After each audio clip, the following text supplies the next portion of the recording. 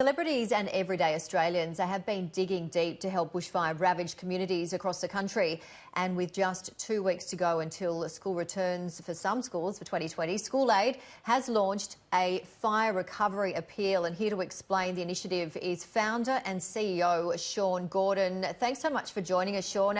First, tell us about SchoolAid and the bushfire recovery relief. Yeah, good morning, Janie. Well, like a lot of others, students like to do something in response to what they're seeing on the television. So we've been running campaigns since 1999 among schools across Australia. But we've got a little point of difference, and that is we like to think that our kids getting involved in giving is restorative. And what I know is that children who watch the media and who listen to their parents and others in times of tragedy can actually be somewhat disaffected. And we know this from psychologists and others who know that children listening to, watching images that are disturbing upsets them. So way back in 1999, I started SchoolAid as a way for children to have a channel, if you like, to make some difference. Otherwise, they also become victims. And in this particular case, I'll argue that children who are far away from the fire grounds, nowhere near fires at all, who are watching the images on TV, are actually impacted as well, and it disturbs them. So if we give them a channel, if we speak to them, if we give them a way to respond, they can feel better about themselves, their place in the world, and put things into perspective, and we think that's rather important. So we want to help the fire victims, absolutely. We also want to make sure that our children feel hopeful, optimistic, forward-looking, and that they're not anxious, depressed and suicidal. Sean, you have been a school principal for 20 years. You also were one of the, you worked with Stuart Diver, the recovery system there with the SES, which I'm sure you'll talk to us about. So you experienced a lot. Tell us what your focus is in terms of getting young people to feel like they're doing something positive, and perhaps what parents can look out for and some tips for them to help the children. Yeah, happy to do that. Look, if I go back to the beginning, this whole thing really started from a lot of things as being a father and a teacher and a principal. Being involved in rescue work at Thredbo, I saw that we saved Stuart Diver, but we lost 18 people.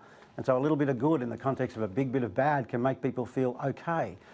But an innocuous conversation had uncovered for me how children feel, and it was back when I was principal in Bega, back in the middle of the fire grounds, frankly, when I was principal at St Patrick's down there in 1999.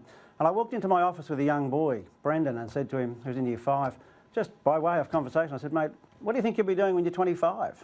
And he said, oh, Mr Gordon, I don't think we'll be here. And I said, oh, you're leaving? And he said, no, I don't think any of us will be here. I think we're going to kill each other. And I said, oh, mate, like, how did you get to that point of view? Look out the window. We're living in Bega. You know, sunshine, green grass, happy cows, beautiful cheese. But it didn't cut it. And digging a bit deeper with him, I realised that he's watching the media and he was seeing, in the safe place called his lounge room, he was seeing images in living colour of a very bad world in 90-second sound bites that were depicting for him, at that age, a place that had not much hope and not much future.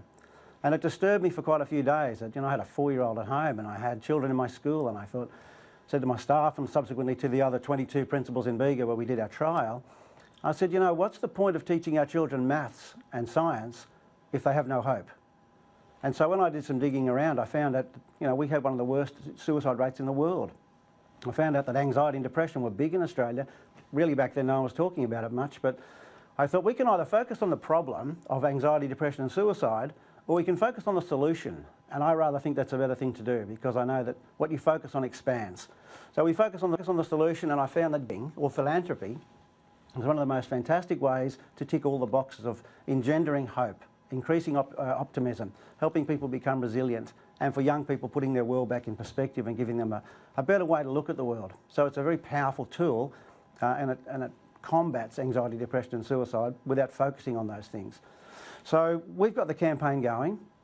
If people go to schoolaid.org.au, they can donate, and we absolutely wish to do some great things. Our last campaign down for Black Saturday in Victoria raised nearly $1 million. And we did some fantastic work with children there over 12 months, with music programs and a whole lot of things that helped them deal with and help better understand their experiences that they had. And you also have a mantra, don't you? When I help someone, I feel happy. And we've seen so many people giving. We've seen cake stores, we've seen, koala adoptions and so forth, all donations big and small, and actually people, as you said, actually helping. What are some of the examples that you've seen on your website?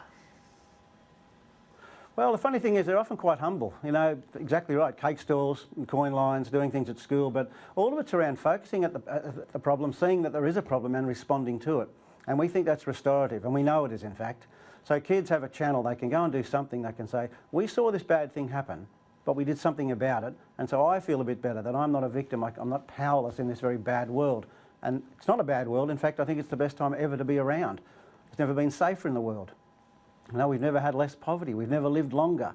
And yet if you listen to the messages, and if you pick up some of the stuff the kids are dealing with, you know, body image issues, bullying and so forth, you'd swear the world was going downhill rapidly. So we need to make sure they get a sense of perspective, and giving and philanthropy and doing what we do in the most humble ways that teachers and parents are so brilliant at doing, helps with that. But if they come to SchoolAid, we do that as a collective. It becomes on behalf of the Australian youth.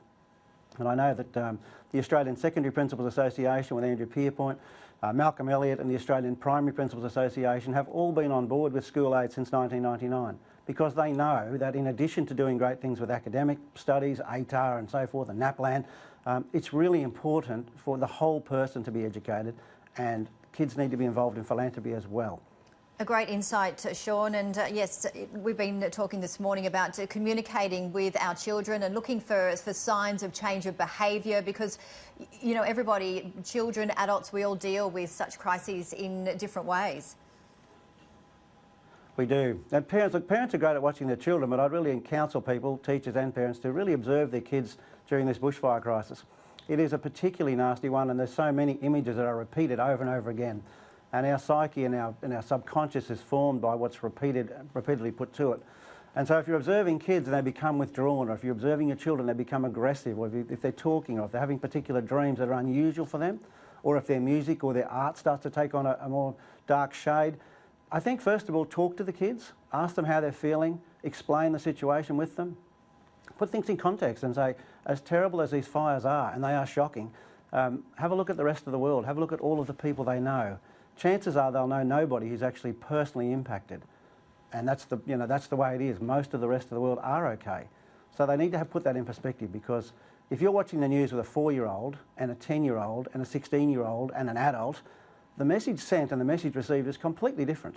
The 4-year-old sees something, same image comes to them, but that's the way they process it is different.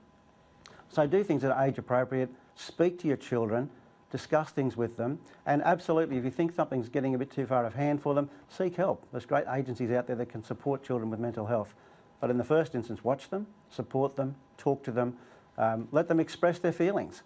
If they see a kangaroo dying, or the images they're seeing of koalas in suffering, farmers and people in strife, and fireys who will run out of energy, if they see that and they feel sad, we'll explain that's a feeling. Sadness is normal, sadness is healthy, but later on they'll feel happy. So, you know, it's just about helping their children, helping our children understand their world and their place in it, and the scale of the problems that they're facing themselves. Such good advice and information. Sean Gordon, SchoolAid founder and CEO, thank you so much, and well done on the incredible work that you and SchoolAid continue to do. Hope we can have you back on Weekend Edition soon.